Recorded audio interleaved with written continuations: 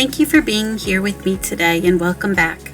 My name is Catherine Daniels and I love to empower people with spiritual healing and wellness. The best thing about Retreat to Peace is the gift of inner peace, greater love, and joy. During these times of changes and uncertainty in the world, nothing is permanent except our souls.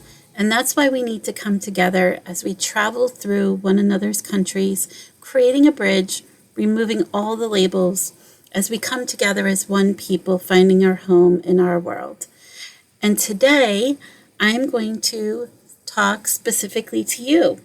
So I'm excited to open up a conversation with you in regards to your own journey and where you are right now. On a scale of 1 to 10, where is your happiness factor?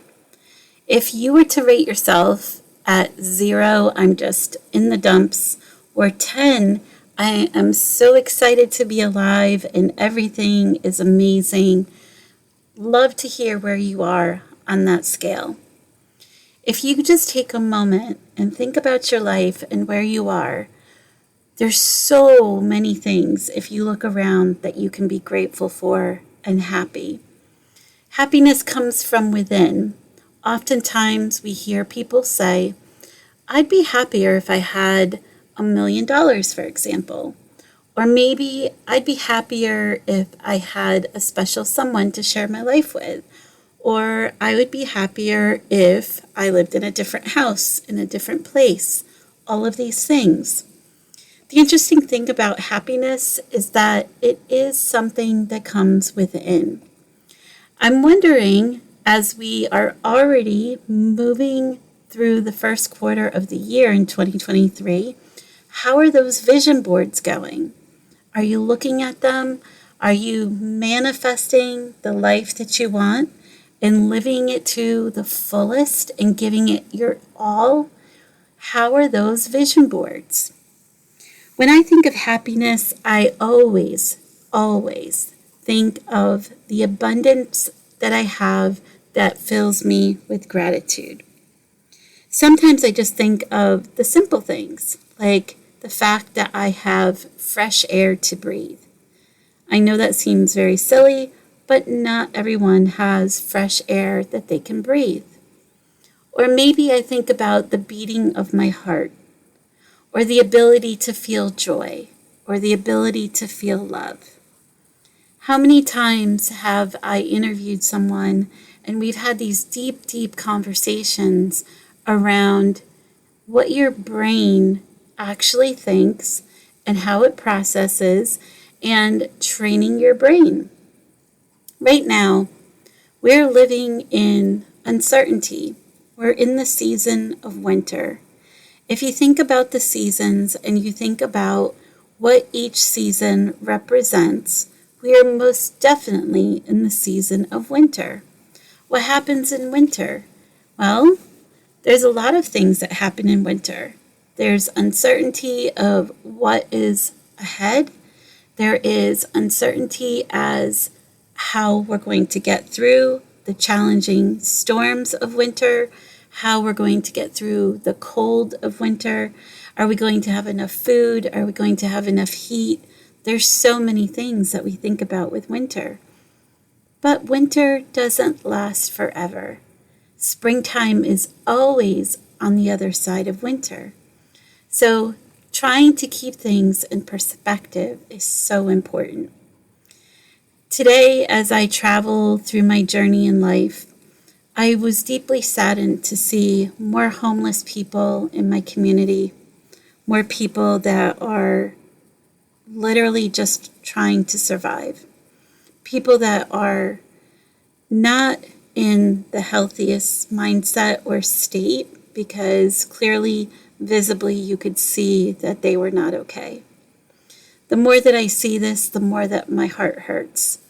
As a highly sensitive person and an empath, I do feel on a deeper level than most when I see someone who is suffering. And always, the first thing that I do is I radiate some positivity towards that person.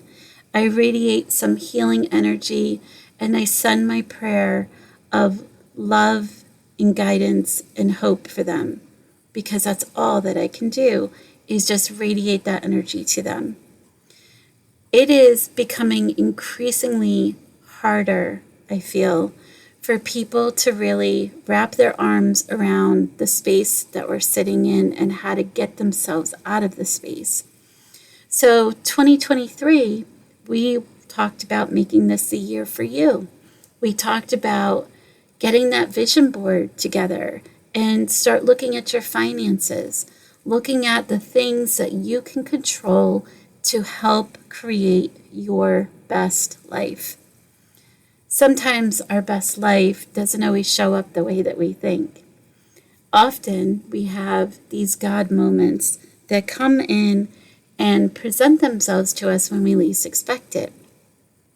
There's so many times that God has stood up and shown up in my life.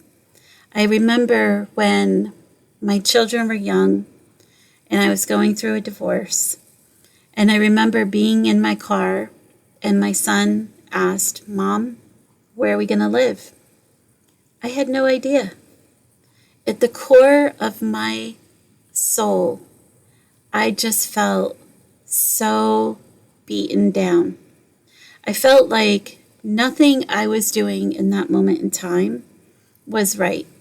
I felt like every direction I turned, there was a closed door.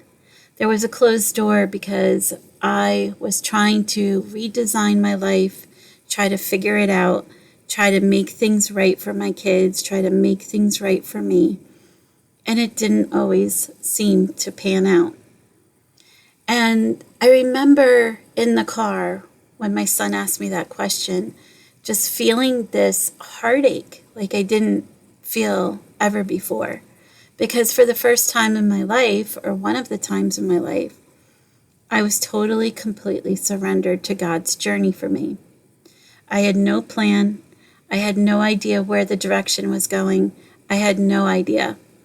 I literally was fully surrendered. And I remember saying to my son, this is a moment where we have to trust in God. We have to release any kind of expectations of what it might look like and just allow God to work through us to provide for us what it is that we need.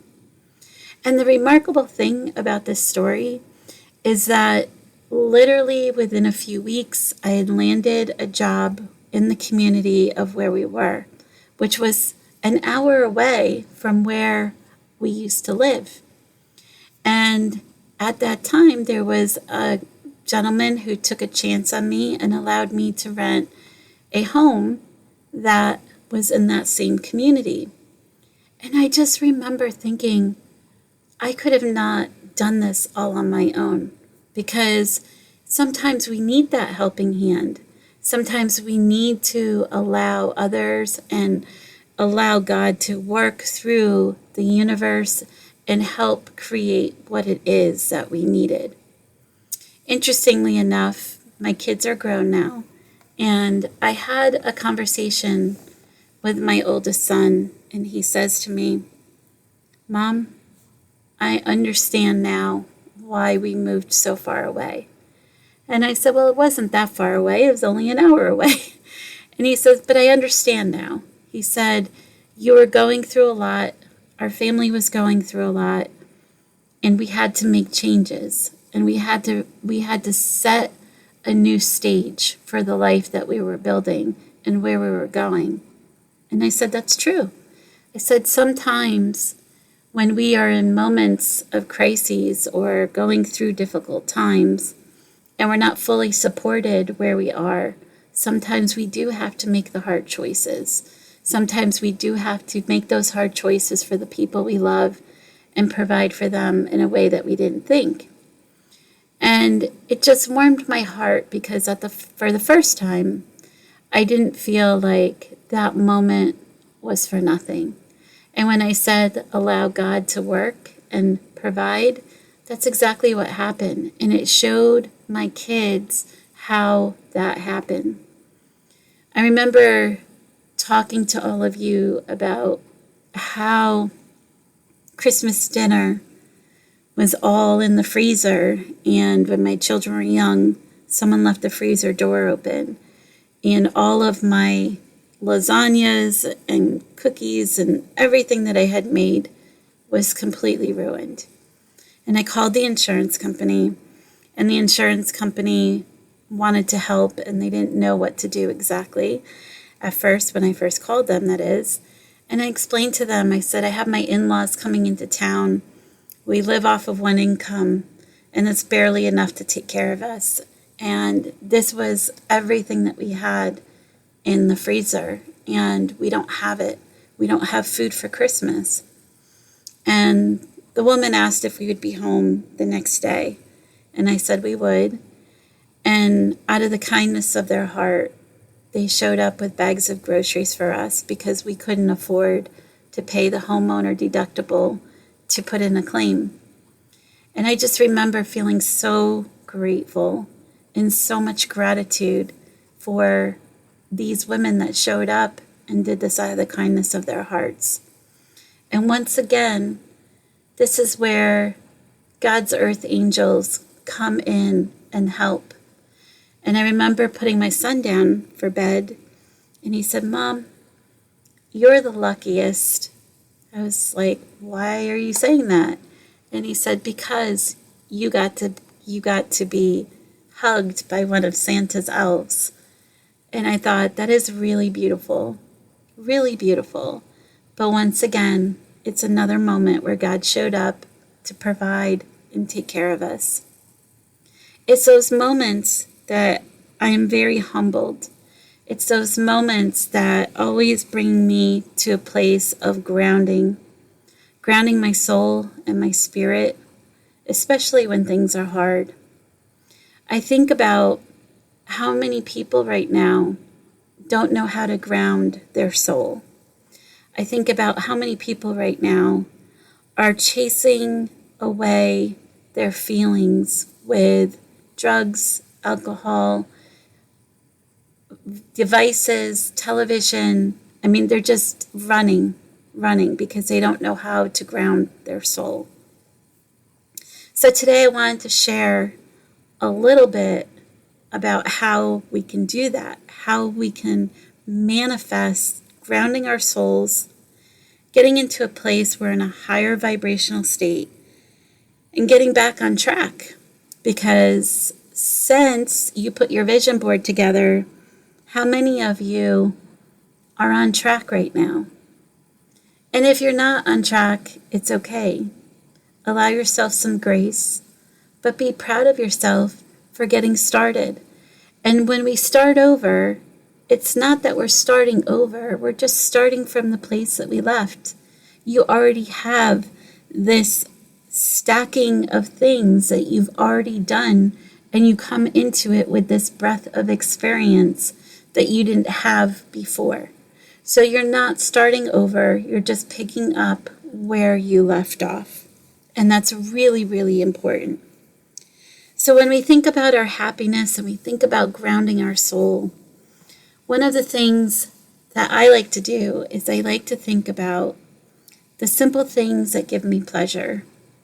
And when I say simple things, what I mean is the smallest of small in regard to it's outside of me, it's outside of my physical place, it's outside of my control to some degree. So for example, I love to watch the birds. It gives me peace. It just sings to my soul. I know that may sound strange, but just to see them fly in the air and see how magical it is that they are able to do what they do with those incredible, beautiful wings. And all of the birds, it's the big birds to the little birds and everything in between. It just warms my heart. So often when I don't feel my best, I look outside, I look up into the sky, I look at the beautiful birds flying around, and I think about how magical those birds are. And in my yard, I feed the birds. My bird families come back year after year. I have generations of birds that gather in my yard, and it's beautiful because I can tell you I've got generations of doves and cardinals and blue jays and house wrens and sparrows, and the list goes on and on. But I can tell you which ones are the babies, which ones haven't met their mate yet, which ones are older, and they like to nest in the same areas. So I always make sure that I provide for them so that when mama's carrying her young, she has what she needs. She can take care of herself. And I always think about how beautiful it is to see the generations of birds. But as much as they bring me joy, it's interesting because I'm also part of their world. They get used to seeing me coming outside with the bird seed at a certain hour, as do the squirrels, by the way.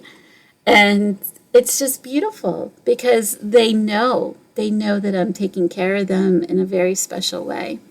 But they're doing the same for me, and that's such a beautiful thing. Some of you may have a cat or a dog, and it works the same way. Maybe you have a horse. Maybe you have some other animal that gives you that peace and that comfort and that happiness. Whatever that is beautiful.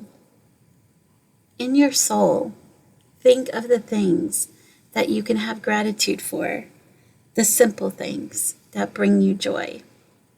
Often on Retreat to Peace, I always say that the fastest way to get out of that lower vibrational field is to play your music. Get that music turned on, get that happy music, that funky music, that pop music, whatever it is that brings you joy, whatever it is that gives you happiness. Get that on your radar. Put that in your arena to bring that joy to you. And think about ways that you can pop out of that lower vibrational state.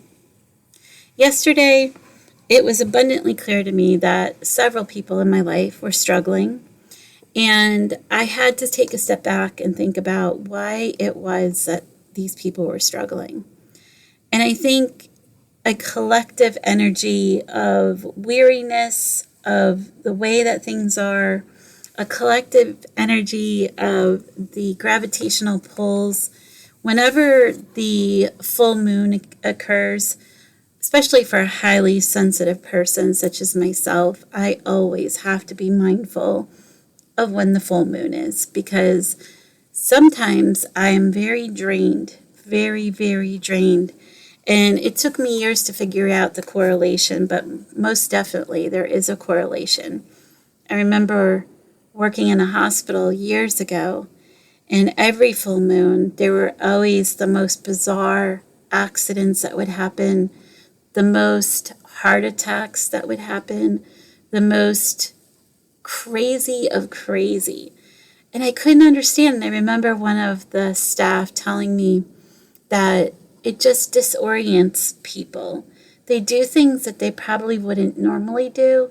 They behave in ways they wouldn't normally behave. So think about where you are in the calendar cycle with the full moon, especially if you're a highly sensitive person like I am.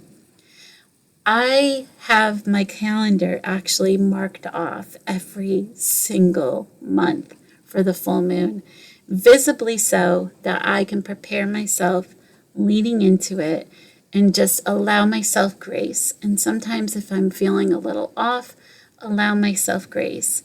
If someone's getting me upset, I allow myself grace and try not to react, because honestly, we're all affected.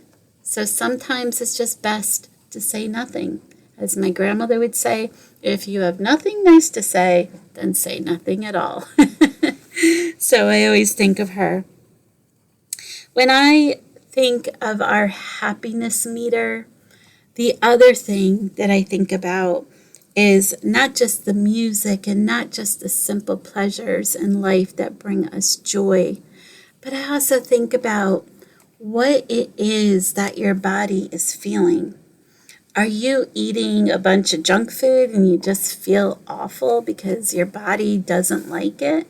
I mean, truly, if you're feeling awful after eating something, your body truly doesn't like it. You probably shouldn't be eating that. But are you eating it because you're stressed, depressed? Why are you eating this junk food? It's so important that we take care of this temple that we have, which is our body. And your happiness meter is associated with that, as it is with movement. So part of your 2023 plan is get yourself on a schedule. Get yourself on a schedule where you're moving at least 30 minutes a day. Can you get outside for a walk? Can you do some exercise in the house? Are you able to do some yoga or Pilates or some sort of exercise? Because more than ever, as people are sitting more and more, their bodies are breaking down. And their bodies are breaking down in a negative way, which is causing disease. And it's creating a very strong impact. First thing in the morning, if you can get up and just stretch your body out, that's going to help you. Just stretch everything out. Do a few stretches to your toes, reach your arms up high, move side to side. Do these things. That's going to help to wake up your body and make your body feel good. Did you know that the first 5 minutes of your walk, if you're going at a warm pace, not fast, you're actually burning calories because your body is starting to wake up and say, oh, we're doing something right now. It takes a little bit more energy. But if you walk for 30 minutes and then do your cool down for another 5, did you know your body's burning calories in that cool down? Because you've changed the rate of what you were doing, and now it's got to readjust. And when it's readjusting, it's burning those calories. So you burn more calories in your warm-up and in your cool down, which is pretty cool if you think about it. Move. You've got to get your body to move. Make sure you're drinking good things like water, herbal tea, things that are going to help provide the body with goodness. And then make sure you're getting good sleep. That helps your happiness factor too. If you're not sleeping, you're not going to be happy. You're going to be grumpy. You're not going to feel good. You're not going to feel good. Trust me, especially coming from someone who needs their 8 hours. I am definitely one of those. So think about that. Think about creating your schedule for your happiness meter. Think about sleep, exercise, getting out of the rut of whatever it is that you're in, if you're in that rut, and think about ways to find gratitude for the simple things around you and have grace. Sometimes our happiness meter is also affected by things like bills. So try to remember that money is just a tool. It doesn't define you. When we did our Money Matters segment, just keep all of those things in perspective and just try to be in awareness that it is only a tool. Money comes, money goes. But you can also manifest where you have checks coming to you, you have money coming to you. You can manifest that. There's so many things you can do to help with that aspect of things. If you are stressing about a job and you're not sure what's going to happen with your job, be prepared. Maybe it's time to look for a new job. Maybe it's time to do something different with that. If you're stressed about maybe childhood trauma, try to remember that that's all in the past. That's not in the present. That's not right here, right now. So try to be as much as you can in today, in the present moment, and just try to stay in today. Being present is so key to so many things. It really is. If you're feeling any kind of stress meter around loneliness because you're feeling lonely, Look for your ways to engage with other people. Retreat to Peace is one of those ways. We have opportunities for you to get engaged with other people, and that's available to you. There's so many things you can do. You can look for things like getting involved with a fitness class, or maybe there's a hobby that you enjoy, a sewing club, or a painting class, or a book club. There's so many ways that you can get involved in getting to know other people that are like-minded like you. If your work stress or your school stress is really affecting you, think about deep breathing, think about yoga, think about meditation, get that music going, get that exercise going. All of these things are going to help you. It's going to help you disengage from that stress and get you into a higher vibrational state. Some of you may have stress around personal safety. So in this regard, one of the things that you could do is you could look at ways to protect yourself. Is there an opportunity for you to use this to empower yourself? I share this with you because I remember, and this is a very, very intimate detail of my life, but I remember that there was a group of men that are wrestlers that were opening up their doors to teach women how to have self-defense. And when I saw the advertisement, at first I thought, oh my goodness, this is something that I need. This is something I desperately need, because with my history of having been raped when I was 16 and having had numerous instances where it would have been not too good for me, I would say this was something I definitely needed. But I was terrified, absolutely terrified to do this class. And I remember rounding up the support of my friends and saying to them, please support me in getting to the point where I go and I take this class. And I even asked for some friends to go with me, and unfortunately at the time, they had other commitments or were not able to go, and plus the hours to the class, it was like a 2-hour drive, so it wasn't close to my home. So that also created an impact with getting the support. And I thought to myself, okay, I just have to trust. I have to trust whatever is unfolding right now is meant for me, and I'm supposed to experience this.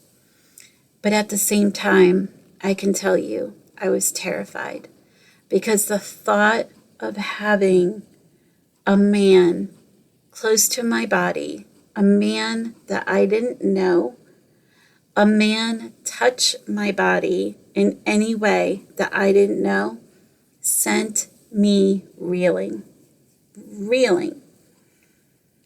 And I just remember thinking, I can't do this. I don't think I can do this. This is way too scary, way too hard, and I don't think I can do it. I literally felt so sick to my stomach. I called my friend up and I said, I don't think I can go. And she said, you have to go. You have to get everything in you and fight back, because this is for you. This is so this never happens to you again. You have to go. I knew she was right.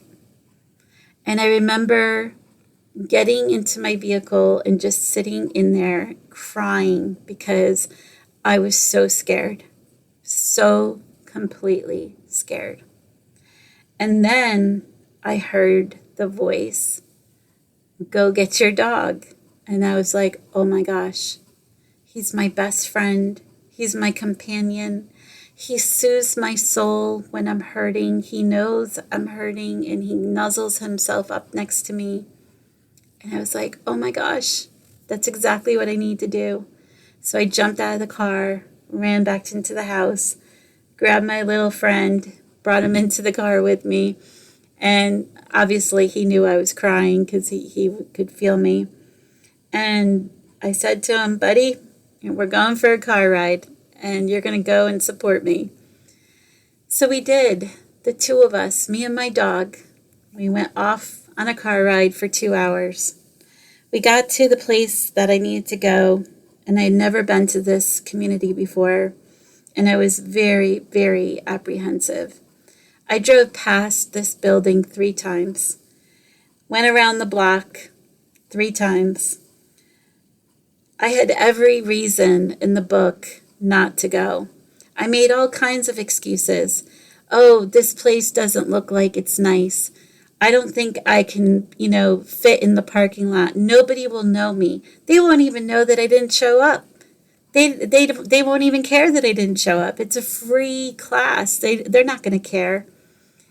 And then I looked over at my dog, and he's looking up at me, and I could just tell he was telling me, you need to go. This is why I'm sitting in the car with you. You need to go. And I thought, oh my goodness, I just drove 2 hours. For what?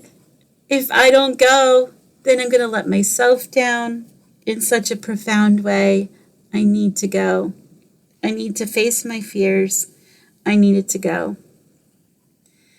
So I found a parking spot, and me and my buddy walked into the building.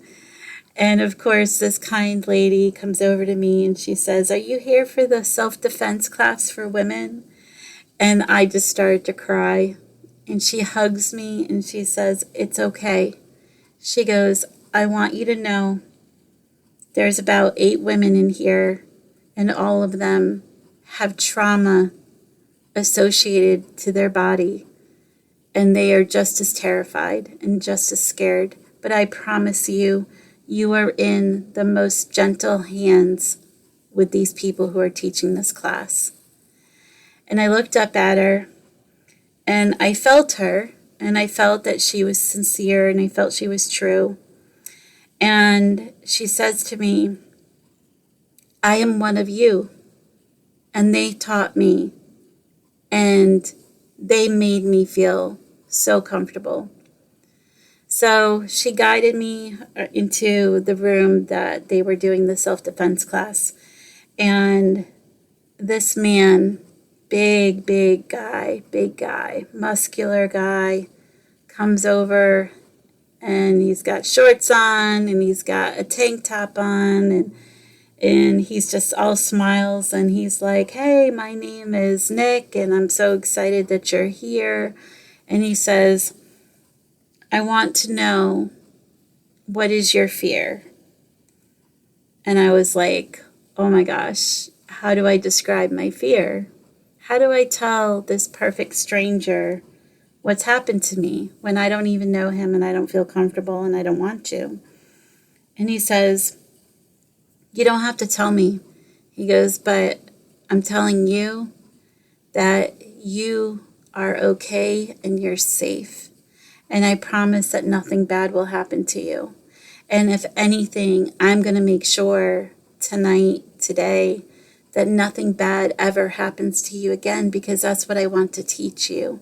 I want to teach you ways to protect yourself and defend yourself so that nothing bad happens to you. And I thought, oh my gosh, for the first time in a long time, somebody cared and could see me and could feel me and feel the pain and all of that. And he said to me, it's okay if you cry. It's okay if you have discomfort or feel uncomfortable. And if it becomes too much, then you just tell us and we'll stop. I was like, okay. So they started the class, and I'll never forget this girl. This girl was with her mom, and she was probably 18. And she had a backpack on, and she didn't want to take her backpack off. And the guy came over to her and said, it'd be easier if you took your backpack off, because then, you could really do these activities and we could really help you. And she started to cry and she said, I'm in college and this guy jumped me when I was walking to my apartment. And he came up behind me with my backpack on, and he didn't care that I had my backpack on. And he jumped me, and she's crying. And clearly he raped her, so that was very upsetting for her. But in this conversation, I could identify and feel what she was feeling. And this man said to her, I'm going to show you exactly what you need to do so that this never happens again. And she owned it. She learned how to flip this guy upside down on his back with next to nothing, even though she was smaller than him. And it was amazing. And the tears of sorrow suddenly turned into tears of joy because she took control. This is the ultimate task for every single person right now, is taking back your control. Taking back your control so that you can own your happiness meter to exactly the way that you want it. All these stresses of all these things, the bills and job loss and loneliness and all of these things, they don't have to be stressors. They just don't. It's a decision. It's a choice. It's an opportunity to move out of that state and move into a new state. So think about how you can do that.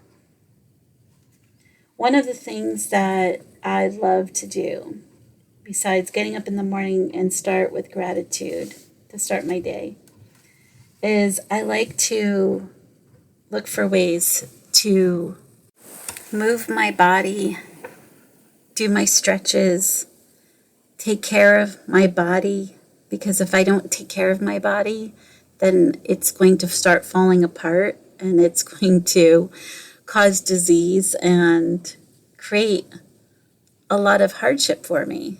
I only get one opportunity to do this life, so I'm going to make the most of it.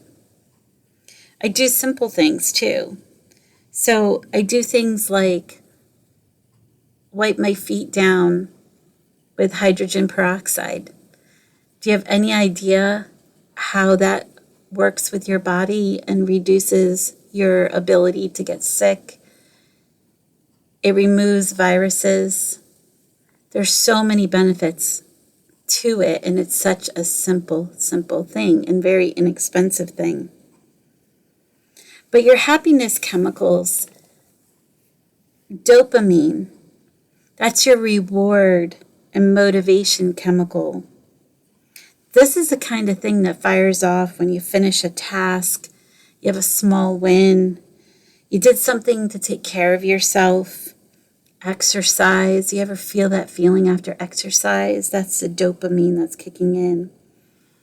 Listening to music and showing gratitude fires off that dopamine chemical in the body. Serotonin. Serotonin is the mood stabilizer in our bodies. By meditating, doing yoga, deep breathing, running, believe it or not, having a banana or oatmeal gives us serotonin. That's our mood stabilizer.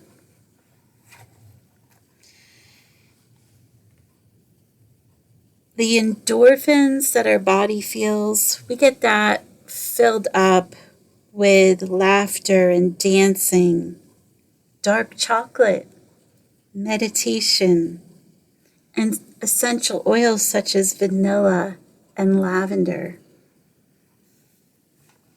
And think about the love chemical of hugging your family, playing with a dog, helping others, holding hands, having a healthy relationship, that contentment. There's so much you can do to fire off your happiness meter in such a profound way. So as I started with, in the morning I show gratitude. I look for ways to move my body, exercise, stretch, yoga, meditate. I look for ways to do self-care. Simple things, using Epsom salts in the bath, detoxing my body, giving my body lemon water. So good. If you've not tried drinking lemon water all day, just the smell of it is going to invigorate you. Feeding my mind. Every day I look for ways to feed my mind, putting healthy things into my soul. But I love to learn, so at least 30 minutes a day, I take time to learn new things.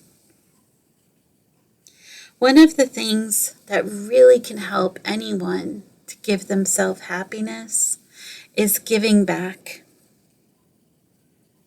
Most times, when you are a giver instead of a taker, you are going to feel profoundly changed.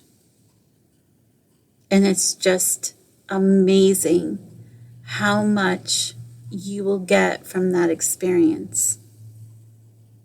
For myself, as a single mother with 3 kids, I had no ability to give financially to any organization at the time.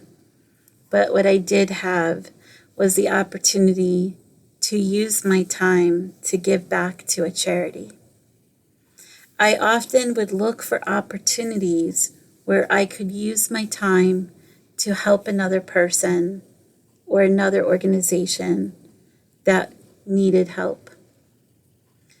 One of the times I met with a group on a trail, and the organizer had brought a bunch of homeless men from the inner city to a trail. And the organization was Back on Your Feet. And I thought, what a great name for this, because what it was doing is it was showing these young men how they could get onto a trail and learn something about nature, how to navigate a trail and walk in the woods and empower them. And the more they became empowered, the more they could get back on their feet. For someone like me who's very comfortable in the woods, this just was a no-brainer for me. This was amazing. This was an amazing opportunity. One time, I took my kids to a retired horse farm, and we volunteered our time to clean out the horse stalls, brush the horses, take care of them. And we were even lucky enough to feed a couple of them carrots. And it was such a special, special experience, because for myself and my children, I'd never been around horses like that. So to have the opportunity to do something new and share with other people who loved horses, for them to teach us about the special bonding relationships that horses have with people and that healing energy that they have. It was a really beautiful experience. And then even when you think you don't have anything to give, even if you're on hard times, there's always, always someone who has it way worse than you. Always. And sometimes an opportunity will present itself where you can go and help another person. I was completely thrown as far as my soul when I was in church one time, and the youth pastor had asked the kids on stage to share their experience of going into the inner city and giving angel bags to young men and women who were on drugs and homeless and didn't have anything. And he went up to the one man and asked if he could pray over him and asked him his name. And the young man told him his name. And after he prayed over him, the young man cried and he said, "You wouldn't believe me, but I'm 32 years old and I used to go to church. I actually was a church pastor." And I thought, oh my goodness. And what this did for this young man who was giving him the blessing bag is it changed him, because it allowed him to look at people in a different way and not judge somebody. Because you just never know. You just never know. And sometimes it's our turn to have help from others, a helping hand. But sometimes it's our turn to help someone else, even if we think we don't have anything to give. We always have something to give. Your happiness meter will go off the chart when you are a giver instead of a taker. So for 2023, as I am in front of you and sharing all of this beautiful material with you, I'm asking you and challenging you to look at your happiness meter. You cannot find happiness from another human. It comes from within. You cannot find happiness from money, because your happiness comes from within. You have everything you need. Now it's just up to you to allow it to flow. One of the last things that I'll leave you with is, if you're in a moment and you're feeling discouraged or you're feeling down or you're not really sure how to move out of that particular situation, I want you to think about if you're in a high vibrational state or a low vibrational state. If you're feeling you're in a low vibrational state, I want you to ask yourself, is this true? Is what you're feeling true? Because I'm pretty sure a lot of it, if you were to flip it the other way around and turn it inside out, you would have a whole slew of reasons of how it's not true. For example, if someone said, "I'm a terrible mother," for example, we could flip that inside out and say, these are all the reasons that you're not a terrible mother. You have beautiful children who love you. You have provided for them. You have done things differently than you have with your experiences. And maybe you've changed things as far as what your children are experiencing compared to what you experienced, because you didn't want them to have that same kind of hurt and pain. There's a laundry list of reasons that this is not true, and it's just turning it inside out. So think about the ways that you can get yourself into a higher vibrational energy. Ratchet up your happiness meter. And if you need to, write it out. Write it out. This is what you need to do. Make sure you show gratitude. Gratitude every single time will get you out of that lower vibrational state and into switching out of the feelings of negative into the feelings of positive. And if you can go and be a giver, it's just going to amplify all of that for you in such a profound, profound way. My challenge for you this coming week is to look for those opportunities. Take something that you've learned today and move it with you going forward for the next week and see how it changes you. We all have the beautiful power and control of taking hold of our own destiny and where we are headed. It starts with you, one person at a time. And if you can, in a world that seems very chaotic and out of control, just sit in grace, sit in love, sit in happiness. You have everything. Everything. And you know how many people are going to look at you and wonder what's different about you? You'll have a peace. You'll have a knowing because you know how to do this. Do not look to outside sources for your happiness. You're not going to find it on TV. You're not going to find it with another person. You're not going to find it anywhere but within your own soul. This week, gravitate into that beautiful space of happiness. It belongs to you, and you can manifest it, and you can have it. So for 2023, let's keep going. Get that vision board out because you are creating your life. This is the year of manifesting your true life. Thank you so much for joining me today. And I hope you feel all the love because it truly comes from my heart to you. And I want you to know that there's so much ahead in Retreat to Peace, and I'm so excited for all of you. So please keep joining us. I'm so grateful, and I thank you from the bottom of my heart.